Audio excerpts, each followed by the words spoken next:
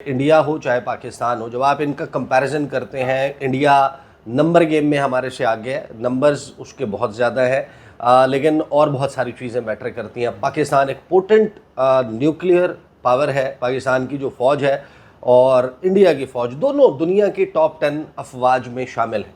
और ये जो टॉप 10 अफवाज हैं, इसमें एक था कि 2019 में जिस तरीके से पुलवामा इंसिडेंट हुआ और उसके बाद बालाकोट में आकर पेलोड गिराया गया, एक दरख्त या दो दरख्त थे, कोई एक दो कव्वे थे, वो वाला इंसिडेंट हुआ, 500 का क्लेम किया इंडिया ने। फिर उसके बाद ऑपरेशन स्विफ्ट रिटॉर्ट हुआ, उसमें लोगों ने, दुनिया ने आंखों से देखा डॉक्टर फरीहा बुगटी जो है वो एस्कॉर्ट करते हुए जिस तरीके से छोड़ के आई अभिनंदन वर्माथमन है, जिस तरीके से उसको फिर उसको वीर चक्र या जो भी उन्होंने जिस किस्म का भी चक्करबाजी की, अपनी आवाम को चक्कर दिया, जो भी चक्कर दिया। लेकिन सवाल ये था कि अब पहलगाम के बाद क्या उसी तरह की काम, उसी तरह का मामला होगा, क्या वही चीज़ रिपीट होगी? इंडिया ने क्या ये सोचा था या क्या ये कैलकुलेशन इसी तरीके से थी कि वो गिराएंगे, मिसाइल गिरेंगे? और फिर ये सवाल भी बड़ा अहम है जिस पर हम आने वाले दिनों में बात करेंगे कि इंडिया ने सक्सेसफुली पाकिस्तान के कुछ एरियाज़ के ऊपर टारगेट तो किया, जो वो उनके मिसाइल थे वो इंटरसेप्ट क्यों नहीं हुए और क्यों नहीं हो सके? क्या ये प्रिपेयर्डनेस की कमी है या मशीन की कमी है हमारे पास? यानी कि वो ऐसी चीज़ नहीं है कि जो उसको काउंटर कर सके। उनका पहले एक ब्राह्मोस विदाउट वॉरहेड आकर मियाँ चन्नू गिरा था, अब बहावलपुर, अहमदपुर शर्किया, मुरीद के, मुजफ्फराबाद, कोटली, सर्टन टारगेट्स हैं जो हमारे सामने हैं कि जहाँ पर उनके आकर मिसाइल गिरे हैं। तो उसको काउंटर क्यों नहीं किया जा सका और फिर हमने कैसे उनको हिट कर लिया? कौन सी मशीन्स उसमें यूज़ हुई? S-400 वर्सेस HQ-9, ये सारी कहानी क्या है?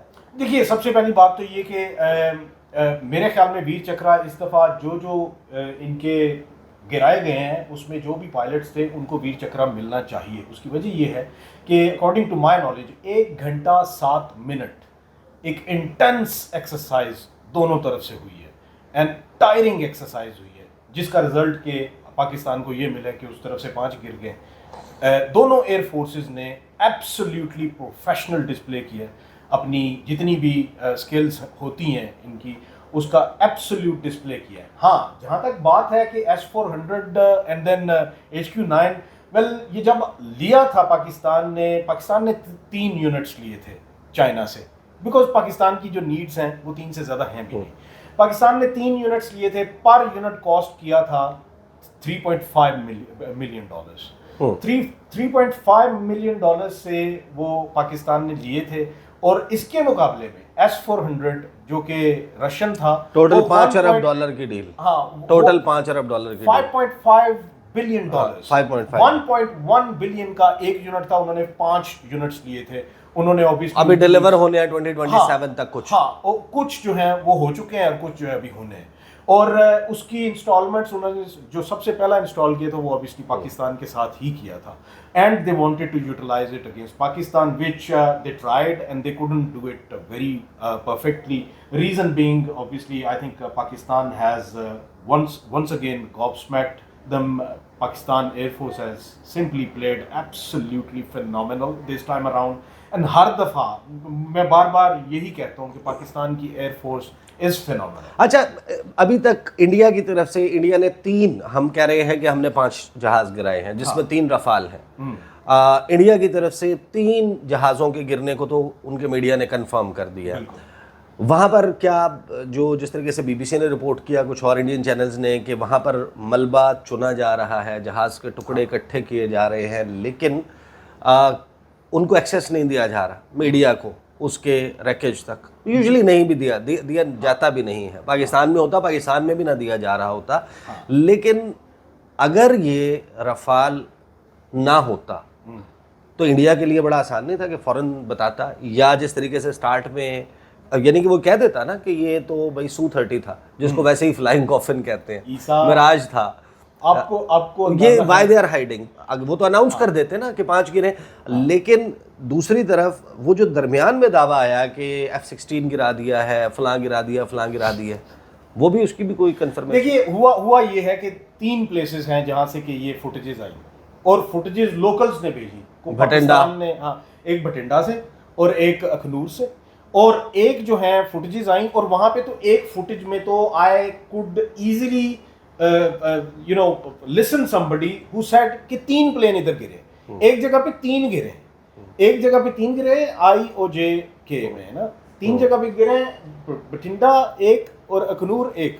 ये जो 5, इसीलिए मैं कह रहा हूँ कि 5 की कंफर्मेशन है। अब तो रॉयटर्स ने भी मतलब इसको रिपोर्ट करना शुरू कर दिया, and Reuters has actually given all, क्योंकि वो एक वायर एजेंसी है, तो वो सबको उन्होंने वायर कंफर्मेशन की वायर दे दी है। अब इस सारे तनाजुर में क्यों मोदी जी जो हैं वो उन्होंने बेसिकली, क्या दूसरे प्लेन्स का अगर होता तो वो मान लेते। मेरे ख्याल में इस वक्त जो मोदी जी के लिए सबसे बड़ा मुहिम्मा बना हुआ है, फरवरी 2019 के बाद मोदी जी के पास कोई चीज कहने को थी, और वो ये थी कि अगर राफेल होता तो हम पता नहीं क्या कर जाते। इस दफा राफेल था। अब मैं ये सोच रहा हूं कि अब जबकि राफेल भी फेल हो चुका है, 3 उनके राफेल गिर चुके हैं, and it is by the way कितनी बुरी पब्लिसिटी है राफेल कंपनी के लिए भी कि उनको ये सारा कुछ देखना। दसॉल्ट एविएशन जो है वो इस वक्त जाहिर है कि सर पकड़ कर बैठी होगी।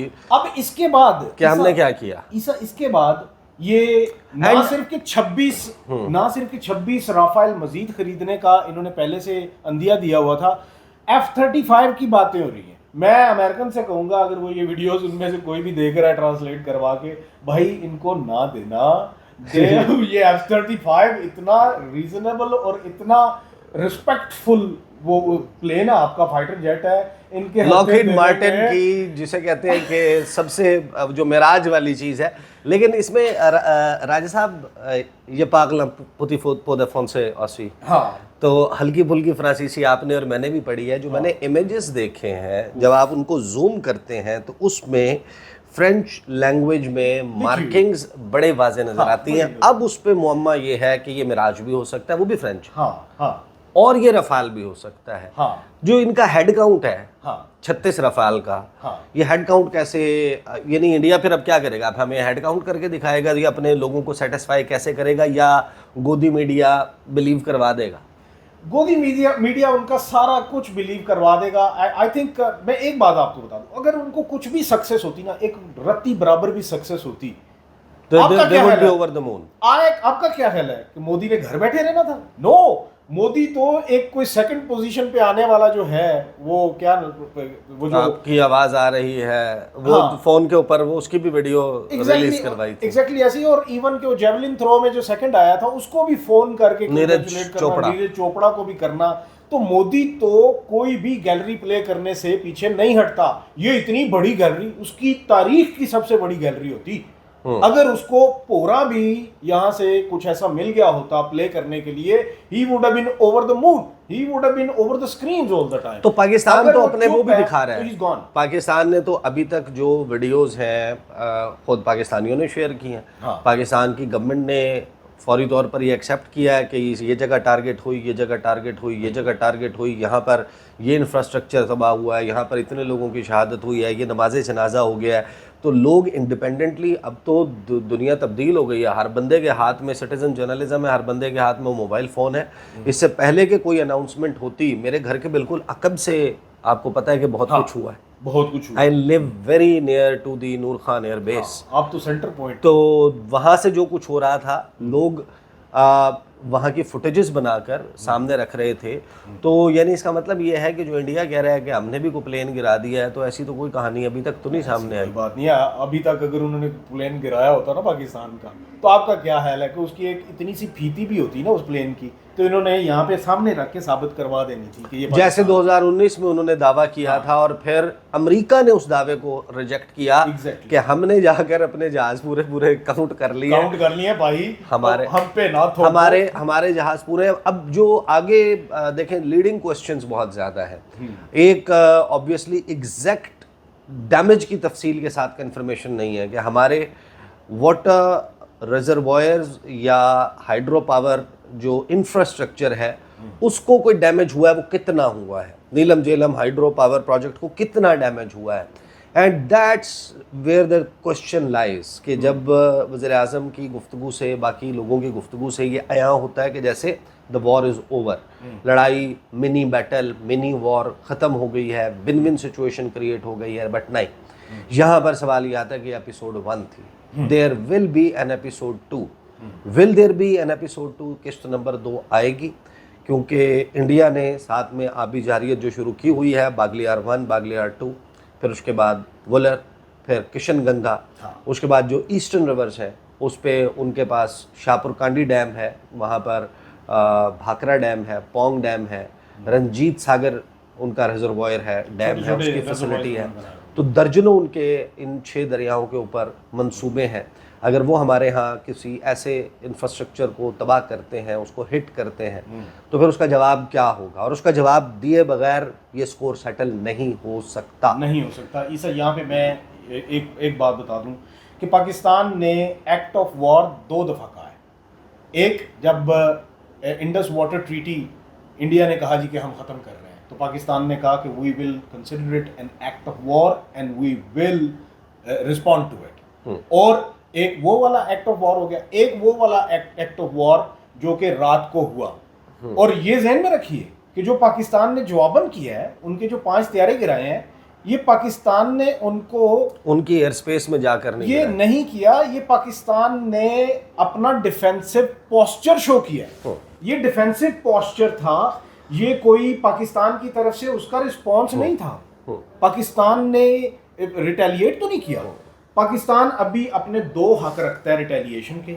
2 में से अगर एक भी पाकिस्तान ने इस्तेमाल कर लिया तो पाकिस्तान ये कहेगा कि एक दफ़ा हमने इस्तेमाल कर लिया, अब अगली बारी भी आपकी ही है। उसकी वजह ये है कि twice we are going to use it. तो उस तनाजुर में मेरे ख्याल में जब ऐसी सिचुएशन पैदा हो जाएगी, तो फिर भारत ने जो शुरू में IWT का शोशा छोड़ा है ना, जब वो भारत बैठेगा डी एस्केलेशन के लिए, तो भारत ये कहेगा कि ठीक है, I take my words back of stopping the waters, और IWT को मैं खत्म नहीं कर रहा। तो मेरे ख्याल में on the table to deescalate and वो प्रेवलेंस ऑफ पीस, अच्छा, वो पानी बहेगा, हमारे हक में बहेगा। अब जाहिर है कि ये बाय द वे, पाकिस्तान की जो नीलम झेलम का जो प्रोजेक्ट है, उसके ऊपर जो मिसाइल आके लगा है, उसने को इतना खतरख्वाह काम नहीं किया।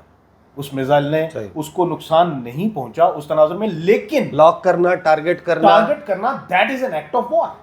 तो फिर जाहिर है कि इसका जवाब, अच्छा, कुछ सप्लीमेंट्री सब्जेक्ट साथ में अब क्रिएट हो गए हैं। इंडियन डिफेंस एनालिस्ट क्या कह रहे हैं, प्रवीण स्वानी जैसे लोग क्या कह रहे हैं सारी बात पर, चाइना का इसमें किरदार क्या था, पूरी दुनिया की जो एविएशन और डिफेंस इंडस्ट्री है उसने किस तरीके से इस मामले को देखा है, फिर जो दसॉल्ट एविएशन है उसके शेयर्स कहाँ चले गए हैं, चाइनीज़ चेंगडू या दीगर जो उनके डिफेंस प्रोडक्शन करने वाली लिस्टेड कंपनीज हैं, उनके शेयर किस तरीके से स्काई रॉकेट कर रहे हैं। वर्ल्ड ओवर पूरी दुनिया में कैपिटल्स में किस तरीके से इसको देखा गया है। एक चीज़ मैं आपको कंफर्म कर सकता हूँ, आज अभी जब मैं बैठकर गुफ्तगू कर रहा हूँ, I was suppose to be in the diplomatic enclave.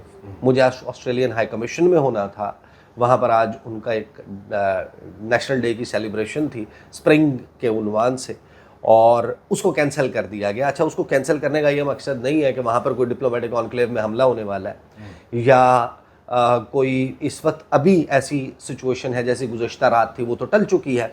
फिर क्यों?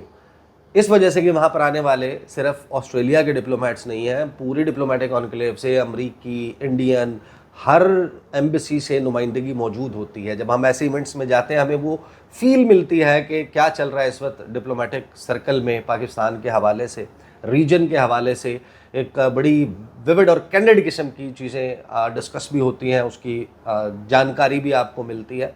लेकिन ये आपको पता चलता है कि वो कैंसिल इस वजह से हुआ है कि इस वक्त ये जितनी भी एम्बेसीज़ हैं, ये बैठकर इस वक्त लिखत पढ़त कर रही हैं, अपने अपने नोट्स बना रही हैं, फिर पाकिस्तान की गवर्नमेंट के साथ इंगेज कर रही हैं। So that's why this event has been called off. तो वहाँ पर ये जो सेक्टर G5 है, डिप्लोमेटिक एनक्लेव जहाँ पर मौजूद है, उधर क्या चल रहा है उसके हवाले से भी आपके सामने तफसीलात रखेंगे। अब तक के लिए इतना ही, इजाज़त दीजिए, अल्लाह हाफ़िज़।